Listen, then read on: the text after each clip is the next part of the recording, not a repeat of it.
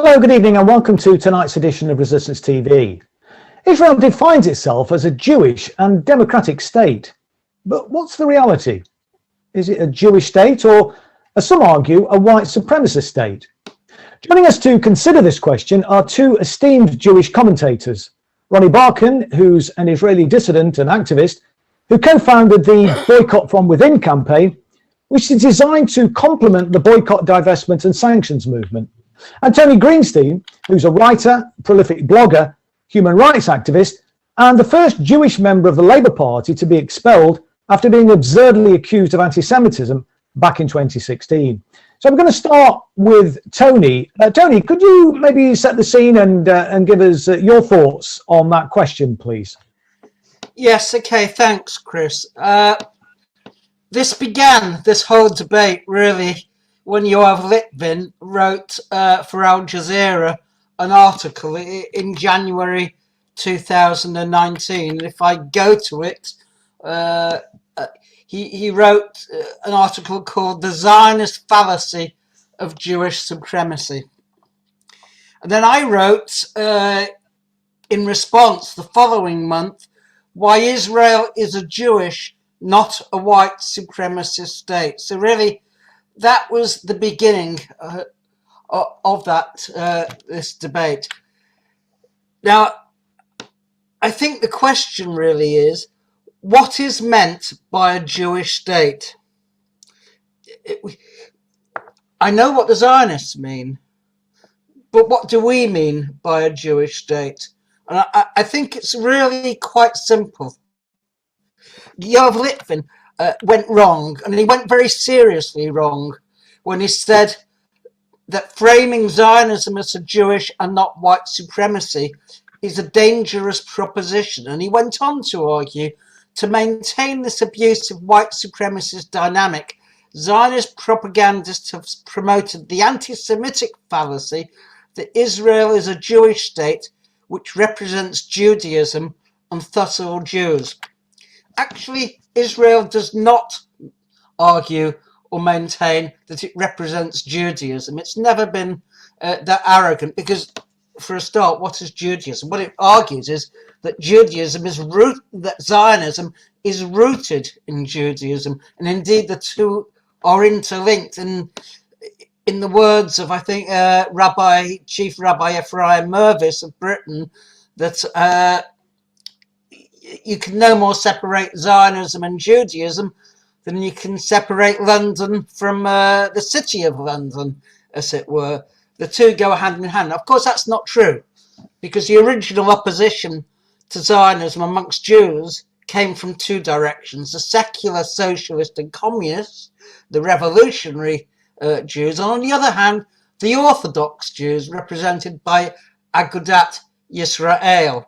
And in fact, the first political assassination by the Zionists of a Jewish anti-Zionist was Jacob Dahan in 1924, who was the political secretary of Agudat Yisrael. But Agudat Yisrael, which in the 1920s and before, which was an anti-Zionist group, is now represented in the Israeli Knesset, and it was a steadfast partner of Benjamin Netanyahu. And what do we mean by a Jewish state?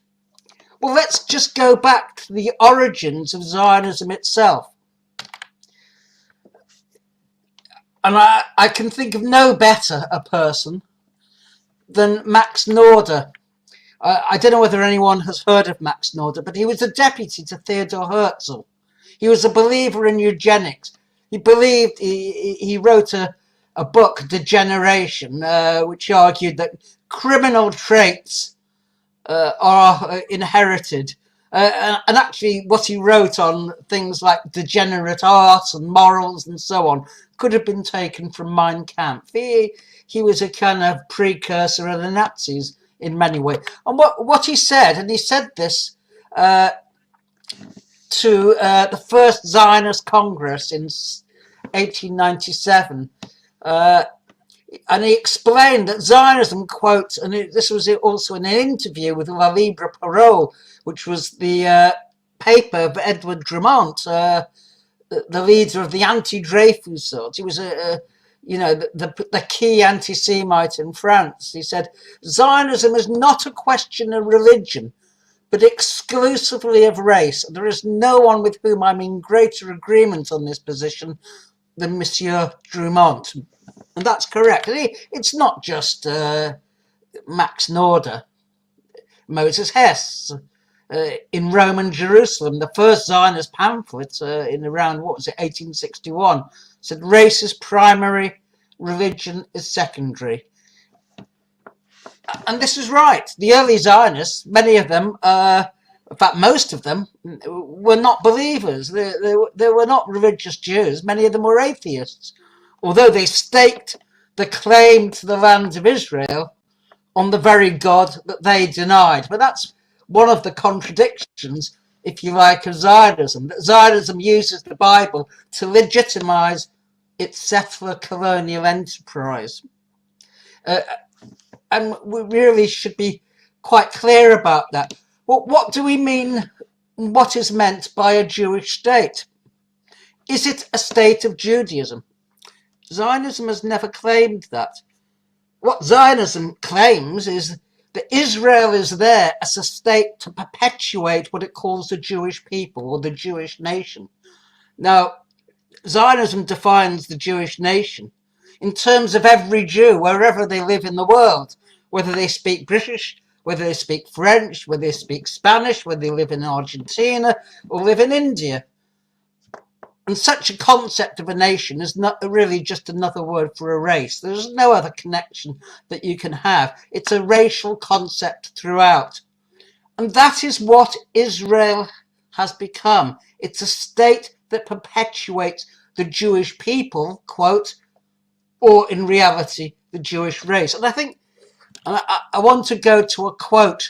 It's a famous quote from David Ben-Gurion. I think everyone knows, I'm sure Ronnie knows David Ben-Gurion. He was the first Prime Minister of Israel.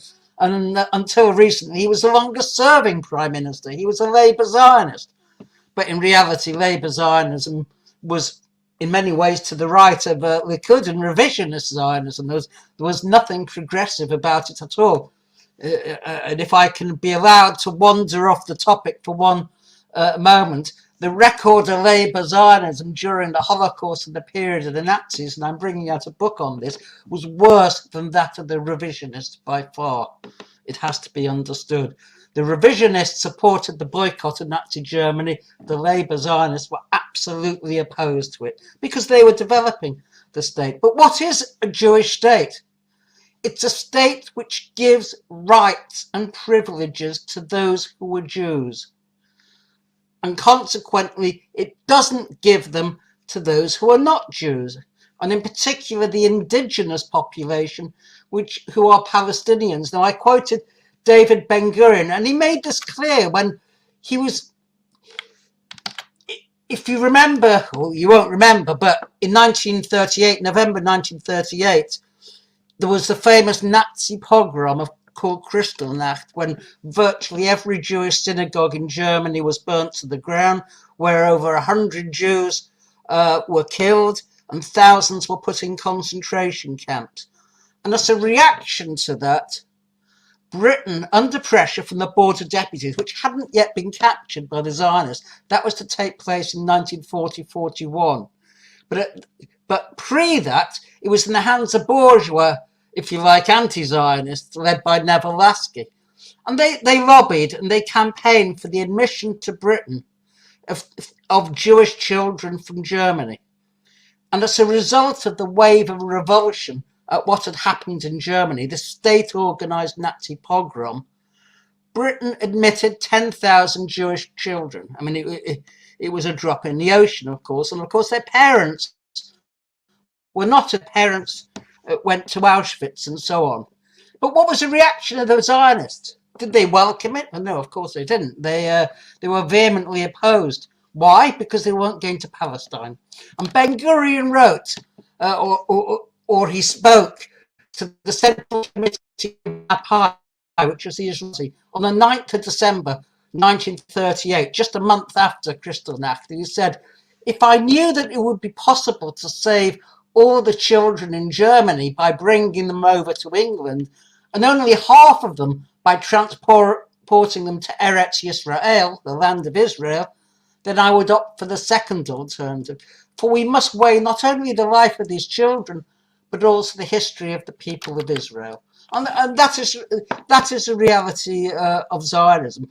Zionism counterposed Jewish people to the Jewish state.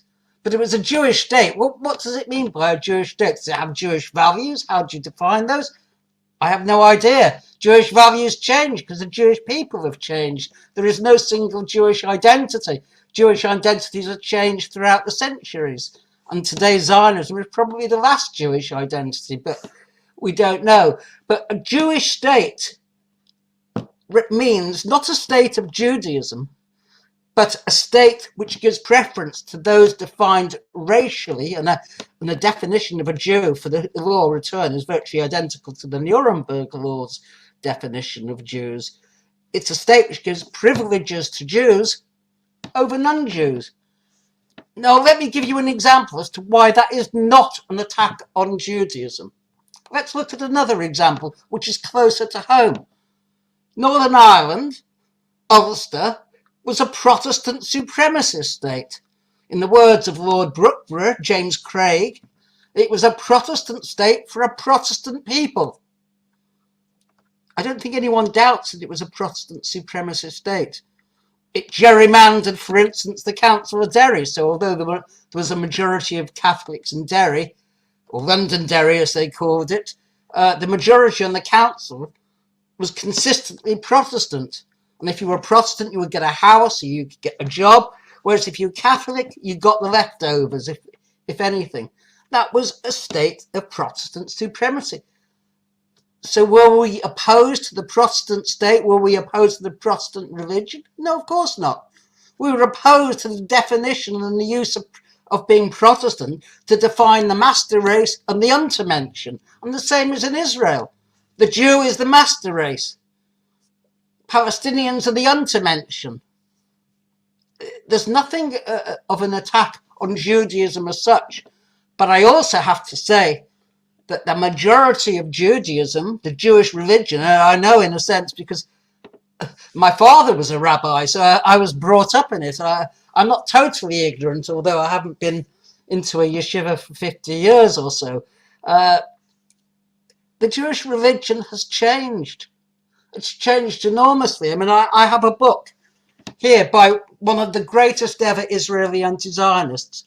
It's up, so you won't be able to see it, but it's Jewish Fundamentalism in Israel by Israel Shahak, who was an Israeli professor who was a lone anti-Zionist for many years and a scholar of the Talmud and so on. The Jewish religion itself has changed, and I don't have time. I could spend half an hour simply on how it's changed.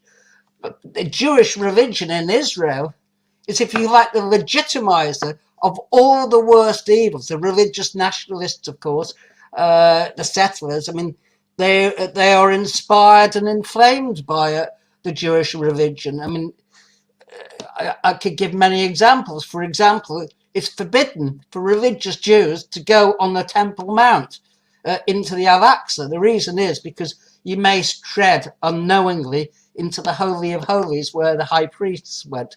But for the religious nationalists, that is not a problem. And so, of course, the Jewish religion has become prostituted to that nationalism, and it's become a form of idolatry. The religion itself, because I'm a Marxist as well, I mean, these things change. Nothing stays fixed or constant. The Jewish religion, in its majority, has also changed. So, for example, in 2011, a book was brought out by two rabbis, Rabbi, I think, what was it, Yitzhak Shapira, I can't remember the name of the other, but it doesn't matter, called Torah HaMelech. And this was a guide, a religious guide, to how to kill non-Jews legally, including non-Jewish children and infants. This came from the halachic Jewish authorities in Israel. And there was an uproar, you know, amongst the liberal sector, Haaretz and so on, against the book, which was in essence a guide to murder. And you know, hundreds, dozens of rabbis rose up in defense of these rabbis, including Dov Lior, who is the greatest rabbi, if you like, of the settlers, and protested vigorously, and the state was forced to back down. Because in Israel, although racism is outlawed, there's an exception, which is racism based on religion. So much this was a reaction to the election of Mayor Kahan in 1984. I think people will know Mayor Kahan was really a Jewish Nazi. I mean, he argued for imprisoning Arabs who had sex, Arab males, of course, who had sex with Jewish women. It's never the other way around, of course. It's not Jewish men who have sex with Arab women. And that also reflected the practice in Nazi Germany, I have to say. Hitler was opposed to punishing Jewish women for having sex with German males. But of course, if you were a Jewish male and you had sex with an Aryan woman, that was a capital offense. So we have to understand, I mean, when it's, people say, well, it's a dangerous proposition to think of Israel as a Jewish state because of Judaism. We have to understand there's nothing sacrosanct about Judaism in Israel. It has changed remarkably. It is a religion of the state, but it is not a religious state, Israel. It's not a theocratic state. It is not Iran. It is not a state based on that religion. It's a state which uses religion to define who is the superior and who is the inferior. And so, so for example, B'Tselem, the main Israeli human rights agency, brought out a report in January last year, and I don't know whether I have it now, but basically what it said was that Israel is a Jewish supremacist state from the Mediterranean to the Jordan, one Jewish supremacist regime, an apartheid state, and they were absolutely correct. They're not anti-Zionist B'Tselem, but they're based on their consistent work with the Palestinians over the years.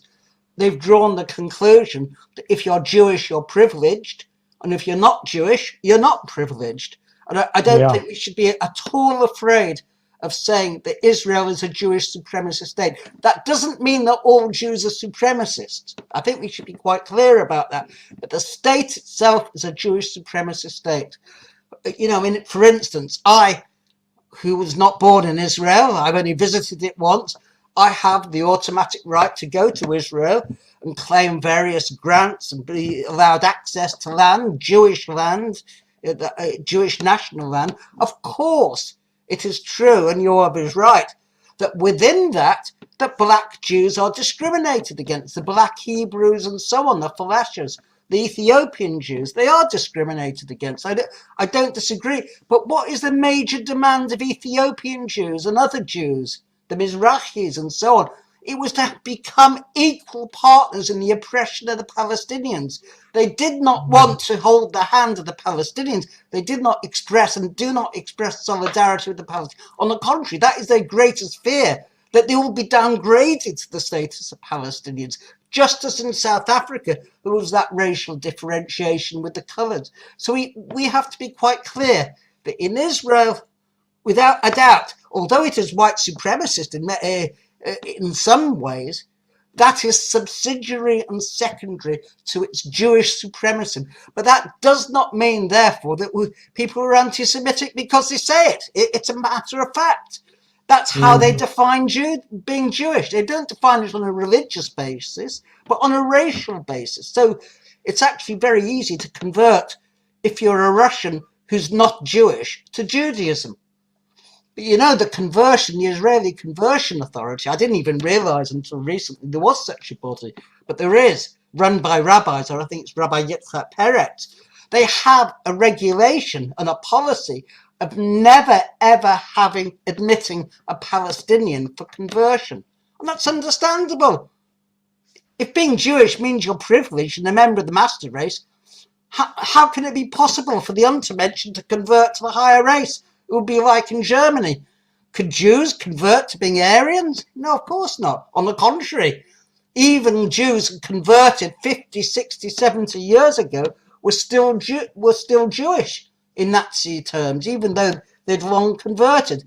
They were called Jewish Christians, an amazing term. It was never heard of before. And that was actually why racism, I digress again, of course, but why racism and anti-Semitism, when the Zionists say, oh, well, anti-Semitism has been 2,000 years in the making, Jews have always been oppressed and so on, you know, a completely ahistorical understanding of anti-Semitism. Let me bring in Ronnie sorry, then, Tony. I think we've been going now for about 18 minutes, so I think we're going to give time for audience participation. And if anybody's got any comments or questions that they'd like to put to Ronnie and to Tony after you've heard them both, then put them in the chat, and Sean and Lizzie will make sure that we'll try and get as many of those heard and responses from Tony and Ronnie before the end of the program at 8 p.m. But Ronnie, how do you respond to that question about Israel? Is it a white supremacist state or a Jewish state? What's your thoughts? Well, it is clearly 100% a white supremacist state. It has precisely nothing to do with Judaism whatsoever. Zionism as a whole, Zionism in itself has precisely nothing to do with Judaism. And any and all conflation between the two, between criminal supremacist Zionism and Judaism, is in itself anti-Semitic, and I can elaborate on that. Now, at the same time, I agree with pretty much everything that Tony has said. He gave us a rundown through what Zionism is, that it is a racial ideology, a very supremacist in its nature. He uses terms correctly so, Untermenschen and Übermenschen. Übermenschen, the super beings, the masters, and Untermenschen, the subhumans. And I use these terms because whenever I have to describe what Zionism is all about. So he was very right to use that and to explain about Max Nordau. This was one who believed in eugenics, and and he wasn't the only one. There's Otto Rupping, who he talked about different categories of Jews, and he looked at it only from the ethnic racial aspect. Okay, none of these guys who founders of Zionism were religious in any way. Actually, they adopted fully the anti-Semitic discourse of the time, and they were regarding the religious Jews of Europe as being backwards, primitive, carrying disease, and they wanted to be anything but those people. And there's some reason why eventually Zionism became what it was. But basically, they from their aversion to religious Judaism, they created something else, and they created what they call Jewish nationalism, and what also Tony uses. And there I start disagreeing with him, because Tony, on the one hand, gave us a rundown of history, and I agree with that. Everything that was said about Zionism being a racial ideology, etc., I fully agree with that. And then we started switching into Jewish religion, which has nothing to do with Zionism. We started relating to, in one way or another, to Jewish culture, and that's also very sketchy. What does it mean exactly, and so on. So I'd like to give a few examples of these mix-ups, or maybe just kind of add a little bit, and then let's hear what Tony has to say in response. First of all, the State of Israel, the Zionist race state, which is a white supremacist state, as I said, uses three categories to define its population. The people under its control, by the way, and I also mean the ones who are not in what's called Israel proper. There's nationality, there's citizenship, and there is also the category of religion. Okay? The first one, nationality, is the most important thing that Israel created, the Zionist race state. From the get-go, they created an apartheid state by design. It is obviously a colonialist project, and a white colonialist occupying, etc. project, but also in its very nature, it is about supremacy. And what do I mean by that? It is not only about colonialism, which also has its fair share of white supremacy. It is not only about coming over, taking over the land, taking over the resources of the land, abusing the indigenous population, etc. Also inherent to Zionism, to the Zionist thinking, is the aspect of exclusivity, that this place is ours and only ours. And anyone who doesn't belong to our select group, the Übermenschen group, doesn't belong here at all. And from the get-go, they acted against the others. Even though, by the way, the indigenous people, the Palestinians, many of them, even according to Ben-Gurion's own writing, he acknowledged that, in his own words, there was a lot of Jewish blood running in the veins of those Arabs, the Palestinians who were living there. And I'm pretty sure that if we will run some DNA tests, we will see that, and I don't like this argument at all, so I don't want to push this forward too much. Maybe Tony would like to take that, into a different direction. But if we will do whole DNA tests, those Israeli Jews and Palestinians, I'm pretty certain that the Palestinians will have much more Jewish heritage, whatever that means. In their past, they would probably have more of that. But okay, I'll put that aside because I don't want to go there. So Israel created that, and they needed the aspect, the category of nationality, which is the most important. Myself, I am regarded as having Jewish nationality, and all the Übermenschen, all the select group, the privileged group, have this category, Jewish nationality. The others have other types of nationality, even if they are citizens of the state. For example, their nationality could be Arab, or Druze, or Circassian. The Zionist state acknowledges more than 130 different nationalities, but one, which is Israeli nationality. That they cannot afford. So they acknowledge basically every other nationality from around the world, other than their own, because they cannot afford having the same nationality for their own citizens, for their own people. They are dependent on that type of segregation by law. There's Jewish nationality, and then there's all the others. And by law, there are certain laws, that the very first laws, including the law of return, of course, which segregate based on that definition, on that aspect, whether one is regarded as having Jewish nationality or not. There are 3 laws that explicitly use the term Jewish in that context. And there are many more laws, more than 50 of them, which are discriminatory. And they are dependent on that former law. So they don't say it explicitly. They say if one is eligible under the law of return, they are also eligible for other things. And this is how Israel created a whole legal framework that differentiates between the privileged and the underprivileged group under their control, who are all Israeli citizens. So the first category is nationality. The second category is citizenship. And then obviously all the citizens of the state have Israeli citizenship. Then there's also other categories, because Israel occupied the West Bank and Gaza. Israel annexed East Jerusalem, so they had to create another category in the law book. So that's kind of, they regard the people of East Jerusalem who are being ethnically cleansed as we speak. They are regarded as permanent residents, even though their situation is very precarious. And basically, we can go into the legalistic stuff, but I don't think it's that important. So they create different categories, but the most important thing is that, okay, among the Israeli citizens, they are, on the face of it, they can feel as if they live under a democracy. There are certain rights that are allowed, that are protected to a certain degree to all Israeli citizens. But then on top of that, there is another layer, which is the question of nationality. What's that person's nationality? And the important rights are, or what are regarded as national rights in Israel, are afforded only to those of my select ethnic, racial background.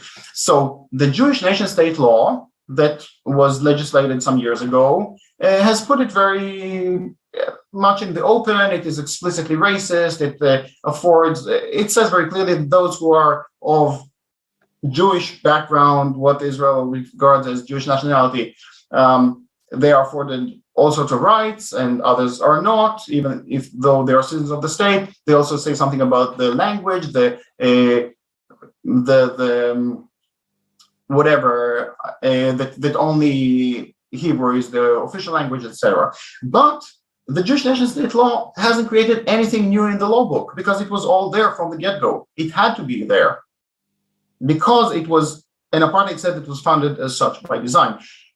The Israeli apartheid, and I will end here about the legal part, Israeli apartheid, you could look at it as a more sophisticated form of apartheid than that existed in South Africa, because in South Africa, it was quite a clear case of black and white. And in Israel, they have created two layers. One seems like a democracy. One affords certain rights to all the citizens after they ethnically cleansed most of the people, and later on they have militarily occupied others. They have managed to create some semblance of democracy. Even there's an apartheid parliament, and those who are subjugated second-class citizens can even participate in that parliament simply because their vote doesn't mean anything. By law, it doesn't mean anything. And then on top of that, there's the important part. And whenever there is a question in the Israeli courts about whenever there's a conflict between what should be afforded to all citizens and what should be afforded to the privileged group, every single time nationality trumps everything else. If one is a Jewish national, it trumps everything else. But this has nothing to do with religion, and Tony mentioned that already, that the Zionist form of quote-unquote Jewishness has nothing to do with religion. It has everything to do with racial ethnic characteristics. And basically, what Israel does is it uses and abuses religion to justify its sinister way. And to quote Yeshayahu Leibovich, one of the great thinkers of Israel, he said he was a religious Jew, and he also coined terms like the term Judeo-Nazis when referring to the president of the Supreme Court of Israel, who allowed the use of torture at the time. But he said that the state-sanctioned form of religion of Judaism in Israel, so the entire Jewish establishment in Israel, he talked about it as being as the state being the pimp of Jewish religion, of the Jewish establishment, and the religion being the whore of the state. These are his words as a religious Jew, and he was his main cause that he was fighting for was separation of state and religion, because he saw exactly what we are talking about. Even though he was still some sort of a Zionist, he saw that and he insisted on that. And when Ben-Gurion wanted him to join the parliament at the time, he conditioned his joining of the parliament on that, on separation of state and religion, and also on direct elections for prime minister. Ben-Gurion's response was that about direct elections we can discuss, but about separation of state and religion, this is not a possibility. I want the state of Israel to hold religion in its hand. And Leibovich's response was, and I want the religion of Israel to be released from your hold. Now, you see, I said religion of Israel because even the name Israel, the state of Israel, was stolen from Judaism. Like everything else, all the symbols of that Zionist state were stolen from the religion. Israel is mentioned in the Bible. It is okay, and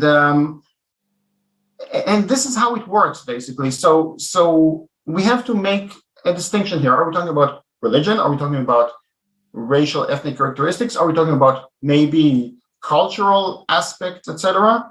And then we can move forward. And I don't accept this mixing of term, because we can use the same term Jewish for different things, which mean totally different things. I would offer the viewers another way to look at it. While there was Jewish religion, which was hated among the early Zionists, later on, and by the way, Zionism was hated by all religious Jews at the time. I'm talking about before the rise of the Nazis. Later on, some of those religious Jews, the ultra-Orthodox Jews, they basically chose to especially after World War II, etc., they chose to basically play along with that kind of Zionist idea, and eventually, what I would say is that they sold their souls to Zionism. But what I offer the viewers is basically to look at Judaism as one form of religion, which is based on certain values, and I'd be happy to discuss that in a moment. While Zionism is another form, you can look at it as a competing religion, or you can look at it as a cult.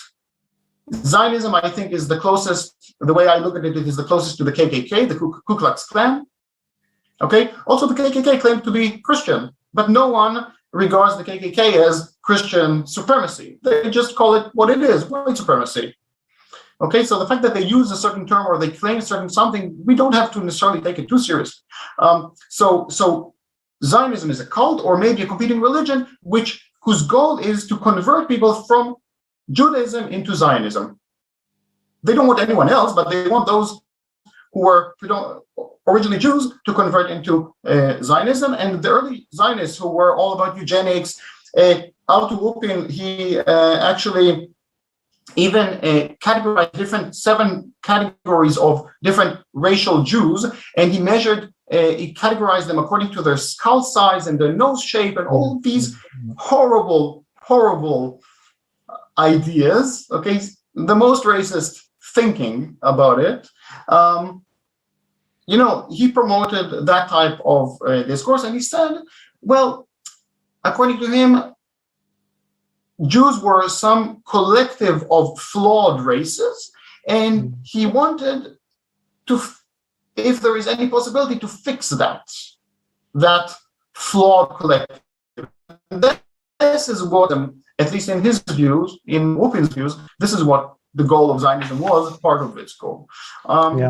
Maybe I could ask for this list that puts Zionism versus Judaism. Thanks. And therefore now can we see it? So I'll just go through. Okay. So you can quickly. I put this quickly just to kind of to explain the differences between the two.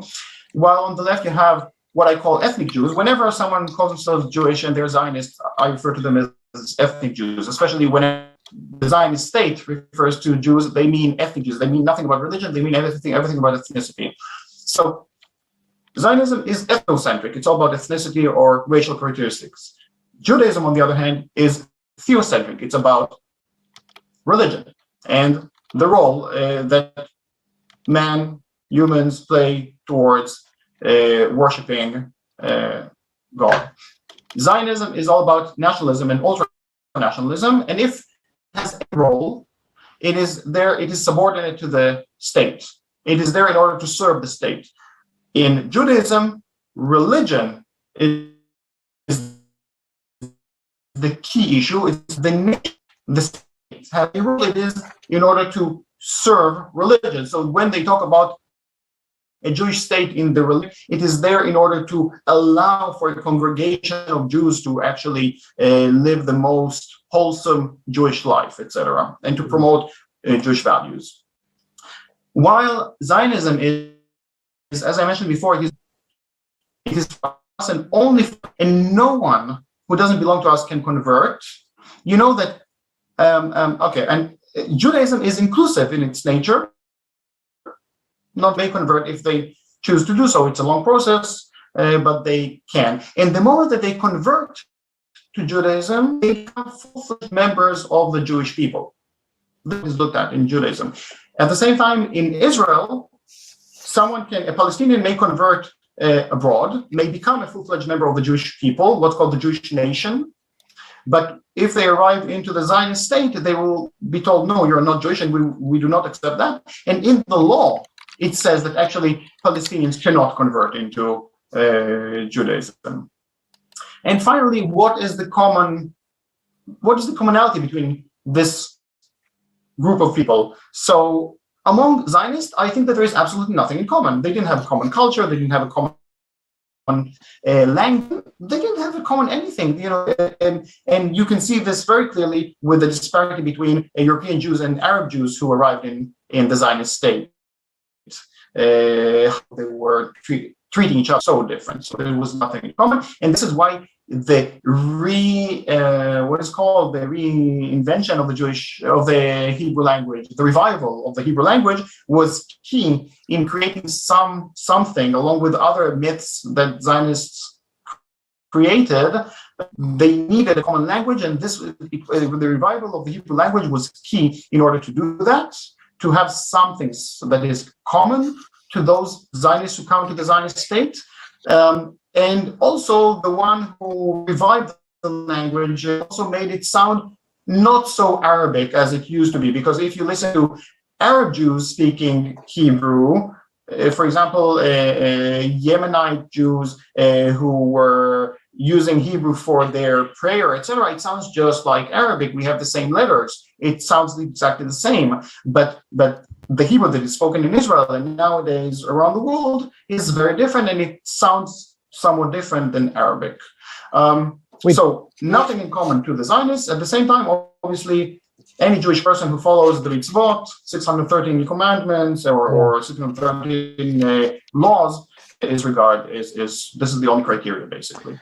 Right. Okay. Well, thanks very much indeed, Ronnie. We've taken up quite a bit of our allotted hour, and I want to give an opportunity for our audience to give their reaction. Interestingly, the Tory MP who's just defected to the Labour Party describes Israel as a liberal democracy. Both of you might want to say something about that in a moment or two. But Tony, very, very briefly, do you have any comments to what Ronnie's just said, but it's very brief because we won't have time otherwise to hear audience reaction? Well, yeah, I mean, I don't disagree with most of what Ronnie says, but Ronnie hasn't demonstrated to us why Israel is a white supremacist state.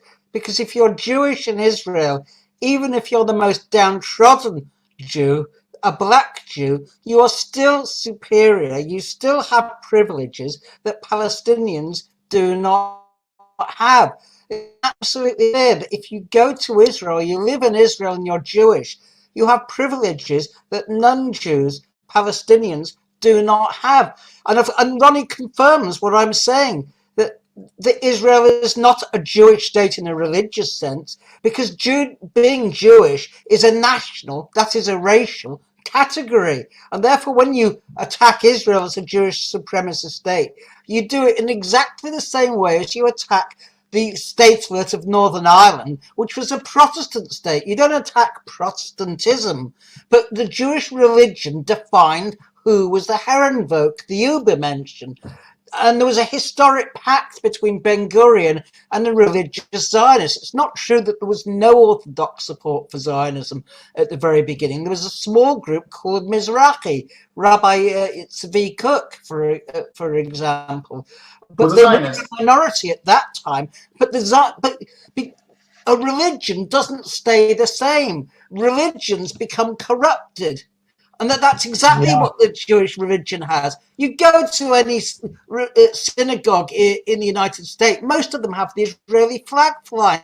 It's absolutely clear that the vast majority of the rabbinate, whether it's in Britain or the United States or in France, has been totally assimilated to Zionism. The religion has become... Well, actually, on that point, Tony, about the Israeli flag and the sort of association, I suppose, with the Israeli state was something which was very prominent in the anti-Semitism, the bogus anti-Semitism crisis in the Labour Party. It was all about criticism of Israel that it all kind of boiled down to in the end. But so we better just go to Lizzie and see what comments we have from our audience. And Ronnie might want to pick up some of what Tony has just said as well when he responds to our audience when Lizzie tells us what people have been saying. Hi, apparently I'm not on camera. So you are? Oh, well, I can see you anyway. Maybe you're not on camera to everybody else, but I can see you. Oh, great. Well, we've got lots of comments and lots of commentary. It's been an education because even though I'd never considered the question of Israel and Palestine, all I ever heard was the propaganda put out by the BBC, etc., by our mainstream media, that Israel was brilliant and everyone else was evil. And so when, excuse me, when Labour was first accused of being anti-Semitic, that was the first I'd heard of any of this. So we're looking at, what, 6 years, 5 years at the most, of my involvement of learning about what's happening. And I think a lot of people on the Zoom and on the show tonight are the same as me. Prior to 5 years ago, we would not even have realized anyone was Jewish or not, because why would you? You know, you don't ask someone what their religion or nationality is before you speak to them, do you? So we would like to know, what about the almost 50% of Israeli Jews who are non-white Mizrahi? And I heard Tony just say that, I think it was Tony just say that that was a long time ago, that it's not quite like that now. So we really, and how many South Africans moved to Israel because the apartheid state there suited their requirements, now that the South African apartheid state doesn't exist anymore. And so is it a question of black and white? Ronnie, perhaps do you want to come in first and then bring Tony back? Yeah. So first of all, you know that whiteness is a construct. So it is. There is a whole, spectrum in a way of who is regarded as, superior, whiter, if you want. And this happens. We see it all everywhere, that there are supremacist kind of notions. And also, when we talk about the 50% or more than 50%, the majority are Arab Jews, Mizrahi Jews, and they would, if I would approach someone who is an Arab Jew, and I would say, well, but, and they may be racist towards Palestinians, most of them unfortunately are, and I would say, but you're Arab yourself, your grandparents came from Arab countries, they spoke Arabic, they listened to Kulthum, they cooked Arabic food, their dress code, etc. They would say, no, I'm not Arab, I'm Jewish. Do they mean I'm Jewish by religion? No, they mean I'm Jewish by supremacy, by racial, according to this construct, okay? And this is how Judaism is being used in Israel, in the Zionist race state. Now, the fact that, Tony mixes up, like, whenever he takes something that is of religion, for example, Israel Shachak, which I agree with his criticism, but it doesn't matter because Israel Shachak criticizes Jewish religion. I'm not here to defend Jewish religion. I don't care about these things. But what I do care about is this false conflation between the two. And I absolutely negate any and all conflation between the two. Now, if you give me 2 minutes and 45 seconds, I would love for you to watch this great satirical clip from Israeli television, which talks about these Arab Jews when they immigrated to Israel. Well, I Can think we roll that tape, Gaz? Yeah. חברים, הקמנו מדינה, הקמנו ממשלה, ואני גאה להכריז על הישיבה הראשונה של משרד העלייה והקליטה. שיהיה בהצלחה לכולנו. בשעה טובה, בהצלחה לנו. שיהיה לנו בשעה טובה ובמזל טוב. אז אחרי שהבאנו לכאן את יהדות רוסיה ואת יהדות פולין, אני גאה להציג את האתגר הבא. והאתגר הבא הוא, אנחנו ניסע לאפריקה, ונביא משם בספינות את כל היהודים ממרוקו, לוב ואלג'יריה. אפריקה? אפריקה. לא התכוונת אמריקה? אל תהיה דביל, שפיגל, היהודים מאמריקה בחיים לא הסכימו לבוא לפה. אפריקה? אפריקה. אני דווקא חושבת שזה רעיון מצוין. תודה רבה. אנחנו ניסע לאפריקה. אנחנו נביא משם בספינות את כל היהודים שיש שם. בדיוק. ואנחנו ניתן להם לעבוד בשדות הכותנה. רעיון מצוין. לא, מה פתאום? בשדות הטבק. לא, לא, לא. בשדות התירס? במסילות הברזל. מה פתאום? מה פתאום? מה פתאום? אז מה אתה רוצה שהשוורצס יעשו פה? אל תקראי להם ככה. לא קוראים לזה ככה עכשיו, קוראים לזה, החדש הזה, היהודי, אפרו-יהודים. סליחה, אז מה אתה רוצה שהאפרו-יהודים יעשו פה? אני מציע שלא נחליט בשבילם במה הם יעבדו. בדיוק. ניתן לבעלים שלהם להחליט. איזה בעלים? הבעלים שלהם, שקנו אותם אחרי שהבאנו אותם בספינות ומכרנו אותם. לא, אנחנו לא מוכרים אותם. אז מה אתה רוצה, שאנחנו נשמור את כולם לעצמנו? זה יכעיס אנשים, זה לא לעניין. לא, יאשימו אותנו בקשרי הון, שלטון, קושון. אל תקרא להם ככה. שפיגל, סגרנו אפרו-שוורצס, אני אפרו-יהודים. מבקש. אפרו-יהודים. אתם יודעים מה, בואו ניתן לבעלים שלהם, הם יחליטו איך קוראים להם, באמת. לא יהיו בעלים. אני רוצה להזכיר לכם, אנחנו חיים במדינה נאורה ושוויונית. צודק. אני מציע שנחלק אותם שווה בשווה בין כולנו. בסדר גמור, כל אחד יקבל שוורצס לפי צרכיו ויתרום אותם כפי יכולתו. סוציאליזם במיטבו. לא. היהודים מאפריקה יהיו אזרחים שווים במדינת ישראל. אנחנו לא מביאים אותם לכאן בשביל שהם יעבדו בשדות או יבנו מסילות או יקטפו טבק. אז מה אתה רוצה שהם יעשו? שמח!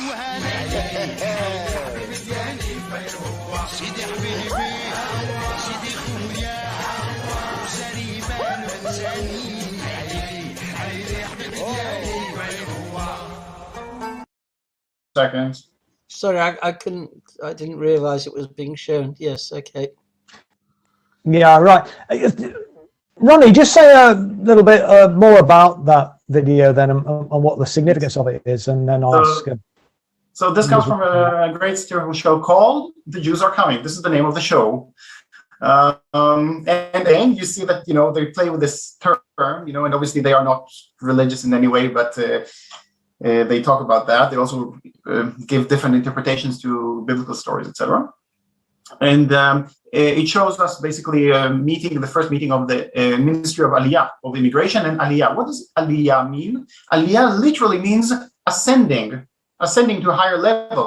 Anyone who immigrates to Israel, any Jew who immigrates to Israel, is regarded as being ascending to somewhere higher, better. Okay?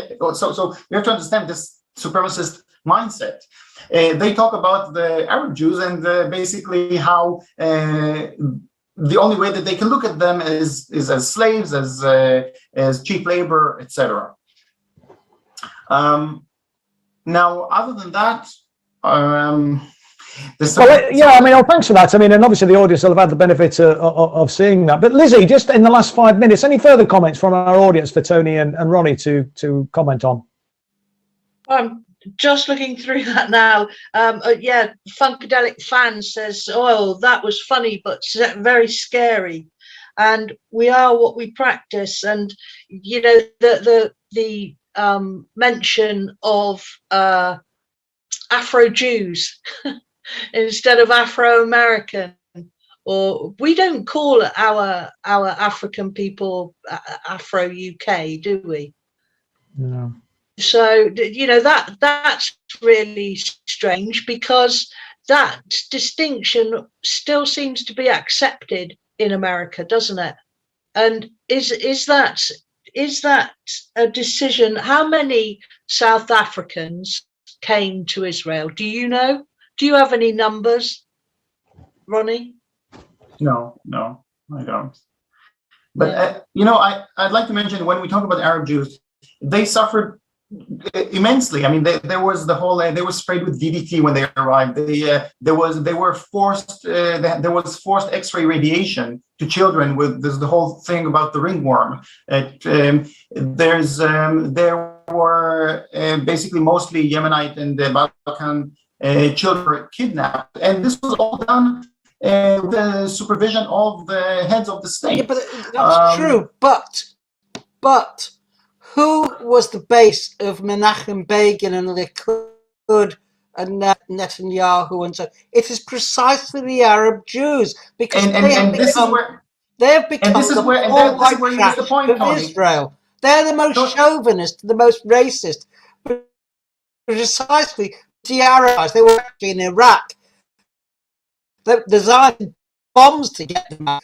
Exactly. But the fact is, they are the most chauvinist, racist, and they are the Afrikaners of Israel. To therefore pretend that somehow they are oppressed today in comparison with the Palestinians is simply not true. They don't demolish Arab Jews' homes, they demolish Palestinian homes, Palestinian stuff, and the Jewish. Let Ronnie come back on that, Tony. Well, I just want to say one more because I haven't much response. The Jewish religion in Israel acts to define who is Jewish and who is not. And if you're Jewish, you are the Übermenschen, as Ronnie said, the Herrenvolk. And if you're Palestinian or Arab, you're the Untermenschen. That is the role of the Jewish religion. It isn't a Jewish state in a religious sense, but as Ronnie said, in a national sense or a racial sense. And that's why it's quite correct to say it's a Jew. What does it mean? No, and it is a Jewish supremacist state, obviously, because if you're Ronnie? Jewish, that's why Palestine opposite of a Jewish state. Let Ronnie come back on that. It is the exact opposite of a Jewish state, or even if it tried. Okay, first of all, just the fact that the state claims that it is also another democratic state with thriving democracy, that's the Democratic People's Republic of Korea, also known as North Korea. Well, we understand the way democracy is used, of course.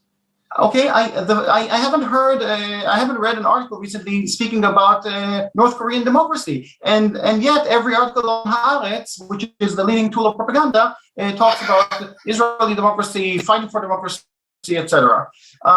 Also, you mentioned B'Tselem. B'Tselem published a very problematic report, and I'm putting it mildly, discussing apartheid. They actually missed the part which relates to the Syrian Palestinian refugees who were forced exile for the past 7 decades. Why are they in forced exile? For one and only one reason, because they are not of the Übermenschen class. They do not have my racial background, they have another racial background, and therefore they are denied the right to go back home. Now, B'Tselem, first of all, totally erased these people from the report. It was a good report. It was a report that was very, very useful, Ronnie. Hold on. But the main part, Israel is an apartheid state first and foremost because of these people. I mean, it is not an apartheid state because of Khalil, because of what is happening in Hebron, in the West Bank, in Gaza. It is first and foremost an apartheid state because of those 6 million people who are denied the right to come back home for the past 7 decades. They are the first victims of Israeli apartheid. Of course, yes. And they're the most important thing, the most important issue that we have to discuss is equality and return. Why are they not allowed back? Because they're not Jewish. Because it would maintain a racial supremacist state if they are allowed to come back. For the same reason, Israel implements Sharia law. Israel implements Sharia law whenever it comes to marriage and divorce, just as they have rabbinical courts and ecclesiastical courts. They have Sharia courts in order to make sure that only people of the same religion marry each other. That you do not marriages because it's a racial state. It is all about purity. And the Jews are defined. And Jews are defined in terms of out of time. Oh, Out of time, I'm afraid to say. that was just getting good. We might need to return to this. A great deal of agreement between Ronnie and not a consensus, and certainly was a fascinating. And maybe we should return to this and maybe talk, practically about what it means for us here, for campaigners in support of Palestine here, and the way in which anti-Semitism continues to be, weaponized in this country for political ends. But thanks very much indeed for both our guests, Ronnie and Tony. As I say, it was a really interesting discussion. Hopefully our audience has appreciated it this evening. Thank you everybody for watching. We hope that you'll join us next week, same time, same place at 7 p.m. Thanks a lot and good night. Thank you, comrades.